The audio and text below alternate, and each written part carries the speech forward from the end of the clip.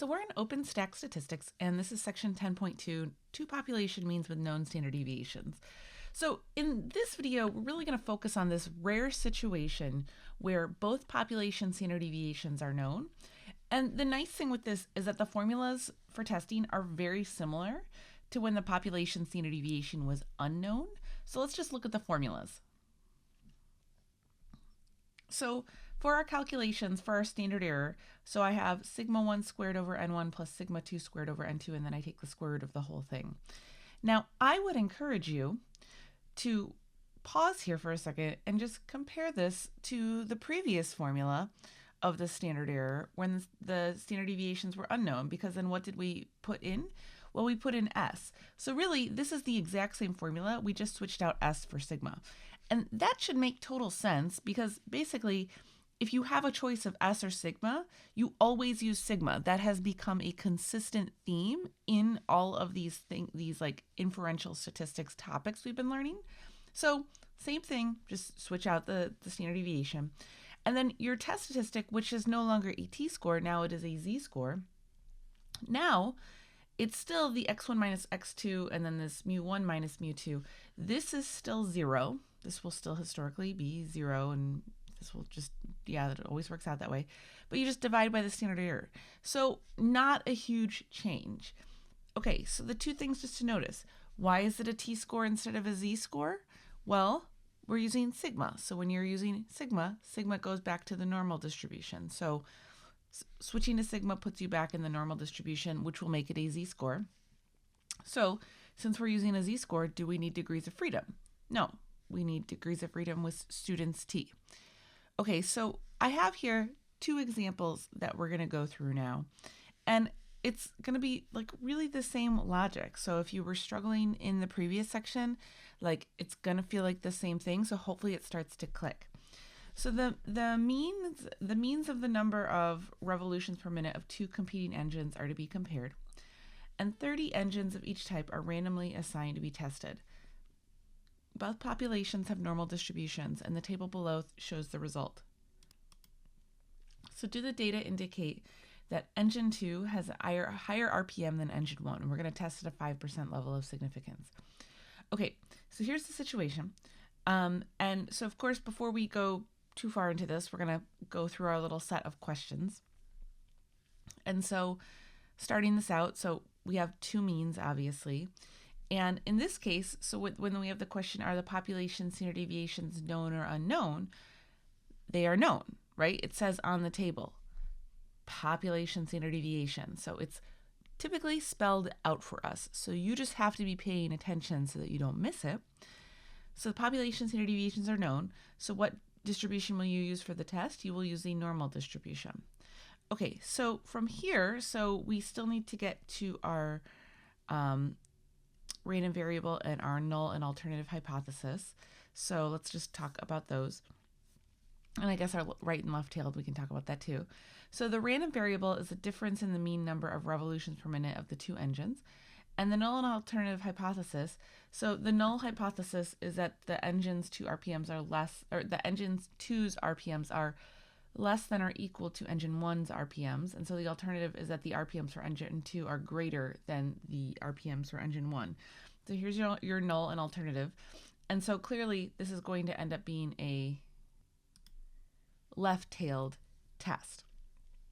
Okay, so now we need to start doing some math here. So we're going to need Excel. So let's jump to the Excel workbook.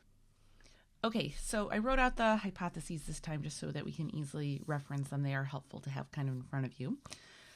Okay, so in this case, like the work is really the same as what we've been doing, right? So what do I need here? I need my standard error.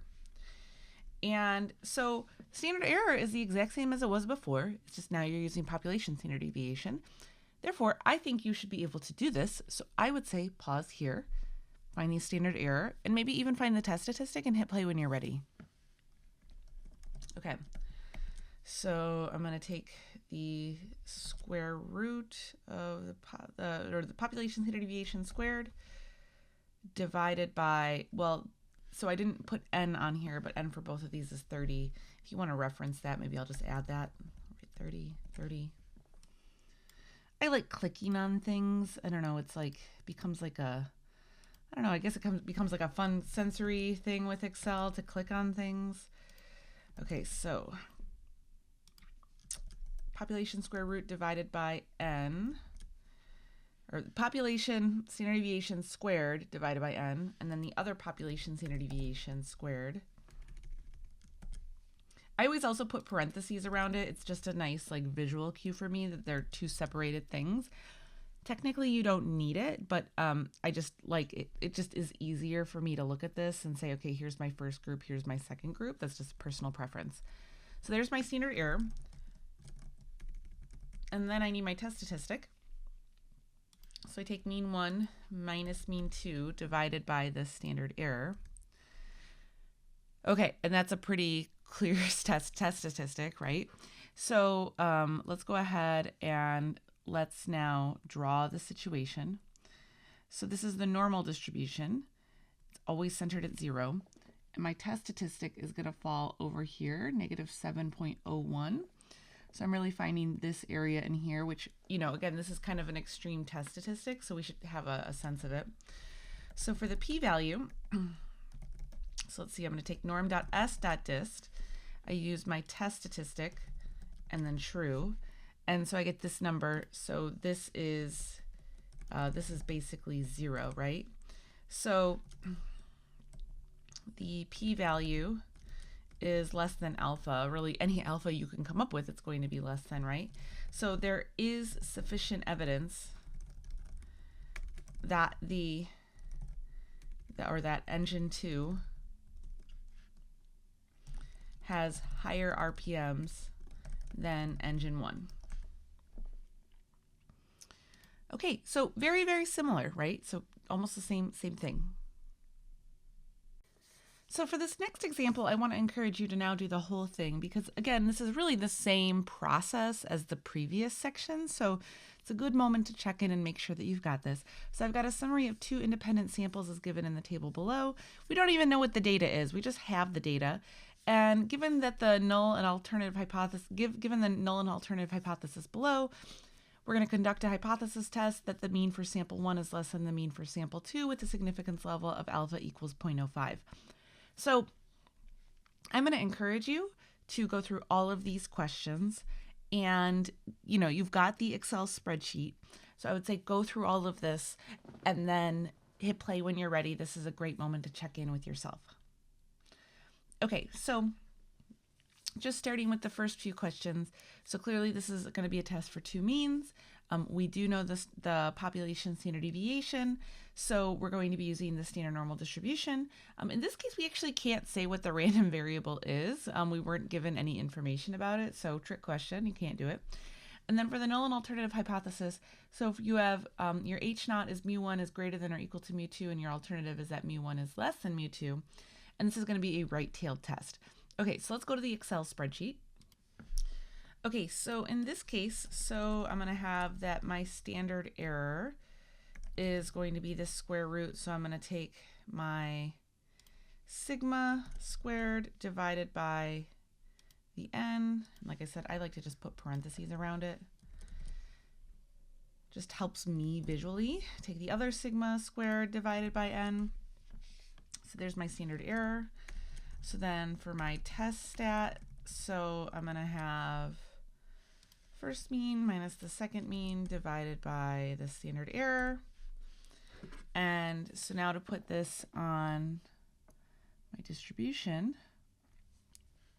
so here's negative 1.398. So here's the area that I'm looking for.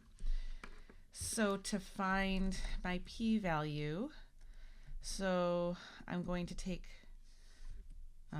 norm.s.dist of my test stat, and I get this very high p-value.